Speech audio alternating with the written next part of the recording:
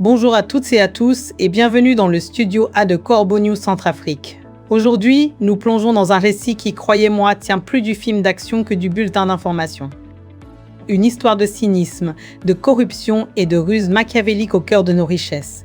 Je suis Gisèle Moloma et pour décrypter cette incroyable affaire, j'ai le plaisir d'accueillir notre journaliste d'investigation, Viviane Beltungu.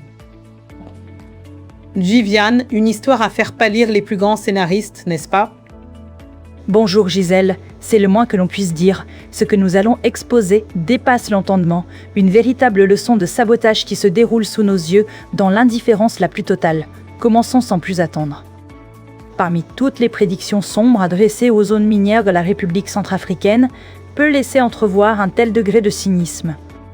Dans la préfecture de la Nana Mambéré, le sous-sol regorge de richesses naturelles, mais la population centrafricaine, elle, n'en récolte que la poussière, le mépris et l'arbitraire. Au cœur de cet engrenage destructeur se trouve une entreprise chinoise au nom ronflant, Industrie minière de Centrafrique, INSEC, sous la direction administrative de Madame Zhao. Poussière, mépris et arbitraire, c'est une description alarmante de ce que nos compatriotes reçoivent en échange de leur patrimoine, dit Viviane. Mais sur le papier, cette entreprise est censée être un partenaire exemplaire, n'est-ce pas ? Absolument, Gisèle. Sur le papier, INSEC est une société partenaire de l'État centrafricain, censée exploiter légalement l'or et le diamant, déclarer ses revenus et s'acquitter de ses redevances fiscales. Mais dans la réalité, INSEC fonctionne comme une véritable organisation mafieuse extraterritoriale. Ce qu'elle verse aux caisses publiques ne représente pas même un centième de ce qu'elle extrait quotidiennement. Profitant d'un appareil d'État affaibli par des années de crise et miné par la corruption, la direction d'INSEC a érigé un système de pillage à grande échelle. Un système de pillage, Viviane, et ce n'est pas un euphémisme. Un centième des revenus versés, c'est presque insultant. Et ce système, il s'étend sur une vaste zone ? Oui, Gisèle, la méthode demeure inchangée d'Yaloké 2, dans l'Ombela Mpoko, jusqu'au chantier de Rongi et de Gobolo, dans la Nana Mambéré. C'est un schéma de fraude fiscale massive, de violation massive des lois administratives centrafricaines, de travail clandestin, le tout sous une couverture militaire privée pour intimider quiconque oserait y jeter un coup d'œil. Et pour organiser ce casse du siècle, en toute impunité, la société INSEC ne s'appuie pas uniquement sur ses directeurs chinois. Elle utilise 2 exécutants centrafricains, 2 hommes de main passée, maîtres dans l'art du racket et du camouflage, le commandant Lantagué et son acolyte Oumaru.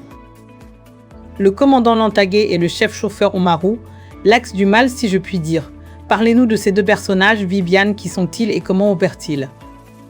Pour comprendre la sophistication du système mafieux d'INSEC, il faut disséquer le rôle joué par ces 2 pièces maîtresses.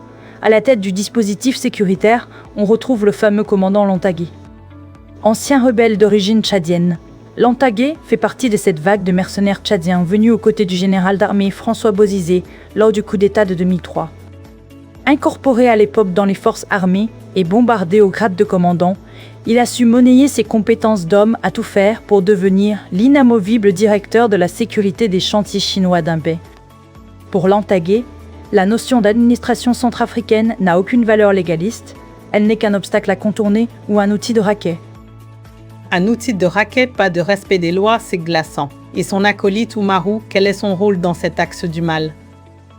Un chef de sécurité a besoin de relais sur le terrain. Gisèle. C'est là qu'intervient le nommé Oumaru, le chef des chauffeurs de la compagnie. Oumaru est un personnage haut en couleur. Tchadien d'origine comme son supérieur, il affirme naviguer entre 3 nationalités, tchadienne, centrafricaine et camerounaise. À la fois pivot logistique et rabatteur, Oumaru utilise son réseau transfrontalier pour faciliter le transit de matériel et de personnes entre le Cameroun et la Centrafrique. Ensemble, Lantagué et Oumaru forment un binôme redoutable. En échange d'imposantes retombées financières versées sous la table par la direction chinoise d'INSEC, ils s'assurent que les chantiers tournent continuellement à l'abri des regards curieux, des lois du travail et des contrôles fiscaux. Une alliance redoutable pour un pillage en règle. Mais il y a eu un moment où les choses ont changé, n'est-ce pas ? L'arrivée des mercenaires russes a-t-elle modifié la donne ? C'est là que l'histoire prend un tournant incroyable, Gisèle. Il y a encore quelques mois, le ministère des Mines pensait pouvoir exercer son droit de regard sur les activités de Gobolo et de Rondi. Des inspecteurs assermentés s'étaient rendus sur place pour effectuer un contrôle de routine. vérifier le nombre de machines, contrôler les déclarations d'extraction et examiner les papiers des travailleurs étrangers. Mais la réaction du commandant Lantagué fut d'une brutalité inouïe.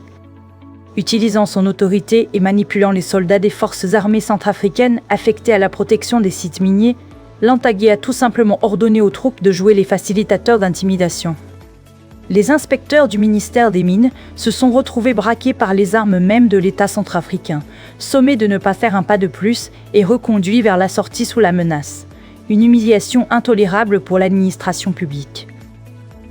Une humiliation intolérable. Nos propres soldats utilisés pour intimider nos propres inspecteurs, c'est tout bonnement incroyable. Comment le ministère a-t-il pu réagir face à un tel affront, Viviane ? Face à ce déni d'autorité, le ministère des Mines a dû revoir sa stratégie. Pour la mission de contrôle suivante, le ministère ne s'est plus déplacé seul. Il s'est fait escorter par des mercenaires russes du groupe Wagner, lourdement armés. Ah, là, le rapport de force a dû s'inverser, j'imagine ? Exactement, Gisèle. Le rapport de force s'est inversé. Devant la rigueur et la puissance de feu de ces mercenaires, les éléments FACA manipulés par Lantagué ainsi que le commandant lui-même sont subitement devenus moins actifs, disons. Privé de la force brute pour faire barrage, le système Lantagué-Inca a dû adapter sa tactique et passer de l'intimidation ouverte à la fraude clandestine avancée. De l'intimidation à la fraude clandestine avancée, c'est ce que vous appelez l'opération camouflage avec un camp secret dans la forêt de Kankia, n'est-ce pas ? Racontez-nous ce stratagème d'ingéniosité machiavélique.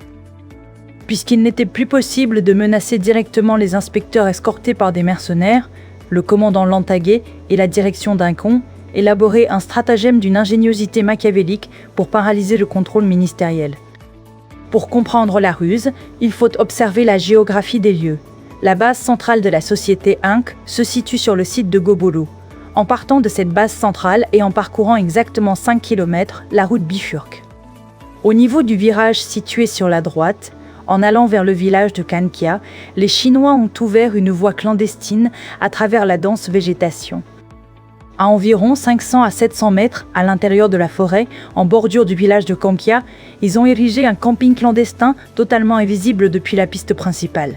Ce complexe forestier secret sert à la fois de dortoir et de garage d'urgence. Un camping secret en pleine forêt, c'est digne d'un roman d'espionnage. Et ce campement sert à quoi exactement, Viviane, quand les inspecteurs arrivent ? Dès que la venue d'un convoi d'inspecteurs est signalée depuis Bangui, le réseau d'alerte de Lantagué se déclenche. En quelques heures, des dizaines de travailleurs chinois, en situation irrégulière, entrés clandestinement par la frontière camerounaise sans le moindre visa ni permis de travail, sont évacués du chantier principal et mis à l'abri dans le camp de Kankia. Dans le même temps, les ouvriers camerounais clandestins, acheminés par le réseau d'Oumarou, sont lâchés dans la forêt profonde pour s'y cacher le temps que passe la tempête. Des dizaines de travailleurs clandestins évacués en quelques heures. C'est une organisation impressionnante pour un système illégal. Mais ce n'est pas tout, n'est-ce pas ? Il y a aussi un tour de passe-passe matériel qui fait disparaître les engins lourds ? Exactement, Gisèle. Le camouflage ne concerne pas seulement les êtres humains, il s'applique surtout au parc d'équipements de chantier, indicateurs clés utilisés par les inspecteurs des mines pour estimer le volume réel d'or extrait. Sur le chantier principal de Gobolo, un café tourné en temps normal, des dizaines de machines lourdes. Mais lorsque les inspecteurs débarquent, accompagnés des mercenaires, ils ne trouvent sur le site qu'une activité au ralenti, 2 ou 3 vieux camions, un tapis roulant fatigué et une poignée d'ouvriers en règle. Et le reste du matériel, Viviane ? Où sont ces monstres d'acier ? Disparus dans les entrailles de la forêt de Kankia, sur les ordres stricts du commandant Lantagué. Au moins une vingtaine de véhicules lourds comprenant des tractopelles, des excavatrices de fort tonnage et des camions-bennes sont déplacés vers le campement clandestin. Pour rendre ces monstres d'acier totalement invisibles aux yeux des patrouilles et des survols aériens, les Chinois creusent d'immenses tranchées au fond du campement de Kankia dans lesquelles ils encastrent les engins avant de les recouvrir de bâches et de branchages. C'est une dissimulation incroyable. Et pour maintenir le secret, Lantagué n'hésite pas à recourir à des méthodes extrêmes, n'est-ce pas ? Pour maintenir le secret autour de cette enclave, Lantagué applique la terreur auprès des employés. Les chauffeurs et ouvriers centrafricains font l'objet de menaces de mort directe. Quiconque s'approche de la zone de camouflage de Kankia ou mentionne l'existence des machines dissimulées subira des représailles immédiates. Pendant que les inspecteurs du ministère posent naïvement des scellés sur les quelques machines laissées à Gobolo, en pensant avoir bloqué la production d'un quai, la réalité est tout autre. À 5 km de là, dans l'enclave de Kankia, les machines dissimulées continuent de creuser et d'extraire l'or centrafricain en toute clandestinité. C'est une tromperie à ciel ouvert, Viviane, une véritable imposture. Et cette imposture ne se limite pas à la fraude minière. Non, Gisèle. Non content de structurer la fraude minière et la dissimulation d'équipements, le commandant Lantagué a récemment étendu ses activités aux raquettes administratives directes sur les employés centrafricains. Pour ce dernier aspect, nous reviendrons en détail dans nos prochains articles. La situation à Rungis fera aussi objet d'une analyse approfondie dans nos prochains articles sur CNC. Merci beaucoup Viviane pour ces révélations qui nous donnent un aperçu saisissant de la situation. C'est un travail essentiel que vous faites, celui de Corbeau News Centrafrique. Merci à toi Gisèle. Ce rapport a été rédigé par notre directeur de publication Alain Dillot. Pour toutes vos informations, n'hésitez pas à nous contacter sur WhatsApp au +1 36 75 67 15 67 ou au +1 36 60 67 67 67. C'était Viviane Beltungu pour Corbeau News Centrafrique. À très bientôt. À très bientôt Viviane et merci à vous, chers auditeurs, de nous avoir suivis. Restez connectés pour la suite de nos investigations.